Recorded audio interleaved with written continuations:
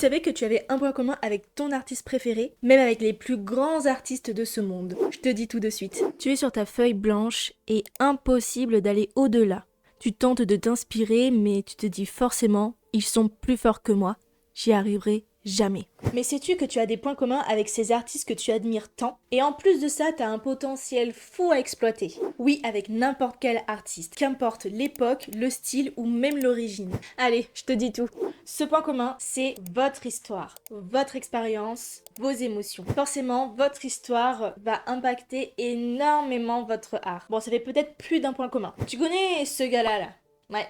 Léonard de Vinci. Il est considéré comme un des plus grands artistes de ce monde. Ses œuvres sont emblématiques dans l'histoire de l'art. Mais est-ce que tu savais qu'il n'avait pas accès aux académies prestigieuses d'art car il était fils illégitime? Donc impossible d'accéder aux académies prestigieuses. Si seulement apprendre à dessiner existait dans les années 1450, il aurait pu s'améliorer nettement plus rapidement, avec confiance, surtout avec une de nos nouvelles formations, les 3 clés du dessin, disponibles à l'inscription. Pauvre Léonard. Mais enfin, du coup, il a vécu l'enfer. Au début, personne ne reconnaissait son art, il se comparait et avait une grande rivalité avec les artistes de son époque, dont Botticelli. Il a connu beaucoup d'échecs et a abandonné un nombre incalculable d'œuvres. Il y a Léonard de Vinci, mais aussi Frida Kahlo, avec un accident qui a bouleversé complètement sa vie. Claude Monet, qui a vécu dans la pauvreté, le deuil et qui a eu des gros soucis de santé qui ont impacté son art. Mais aussi Akira Toriyama, qui était un grand timide et qui vivait constamment sous la pression. Enfin, je pourrais t'en citer tellement, puis c'est là où je vais te dire une chose.